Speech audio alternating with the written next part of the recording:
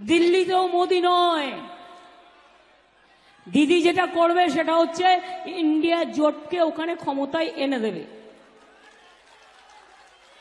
আমরা এখান থেকে হেল্প করব, আমরা সবাইকে একসাথে নিয়ে ইন্ডিয়া জোটই জিতবে।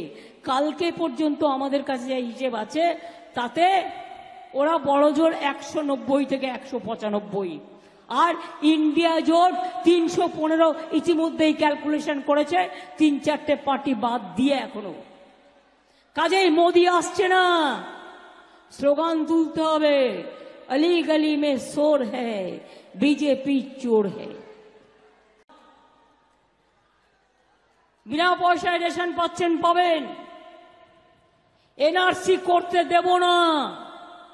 আসামে 19 লক্ষ হিন্দু বাঙালিকে বাদ দিয়েছিলেন, মুসলিমদের তো দিচ্ছেনই, ওদের তো কন্টিনিউয়াস গালাগালি দেন। হিন্দু বাঙালিদেরও বাদ দিয়েছিলেন। এতই যদি হিন্দু হিন্দু করেন তো হিন্দু বাঙালিদের বাদ দিলেন কি করে? মতুয়াদের প্রতি যদি এত ভালোবাসা, তাহলে কেন নিঃশর্ত দিচ্ছেন না অধিকার? কেন আপনি এম্পাওয়ারমেন্ট গ্রুপ করেছেন? কেন বলছেন ফর্ম ফিল আপ করে বাবা মায়ের সার্টিফিকেট বাংলাদেশ থেকে নিয়ে এসো? আমাকে যদি বলে তোমার বাবা মায়ের সার্টিফিকেট নিয়ে এসো, আমি জন্মদিনই জানি না তো সার্টিফিকেট কোথা থেকে নিয়ে আসবো? বলুন সত্যি কিনা? মৃত্যু দিবসটা জানি, কিন্তু জন্মদিবস জানি না। আজকে যদি আপনাকে বলে 50 বছর আগেকার সার্টিফিকেট নিয়ে আসুন, পারবেন নিয়ে আসতে?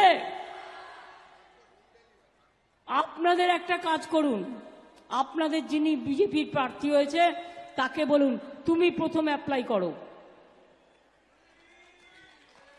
তুমি কেন অ্যাপ্লাই করছো না?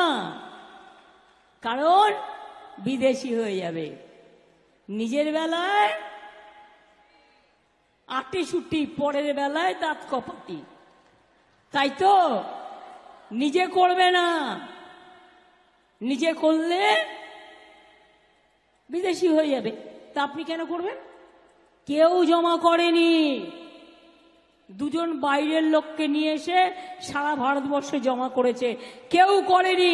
তার কারণ যারা আইনটা জানে, যারা দেখেছে, তারা দেখেছে যে এরা কি ডেঞ্জারাস। উল্টো নিয়ম করছেন, তাই মনে রাখবেন এটা ভয়ঙ্কর চক্রান্ত।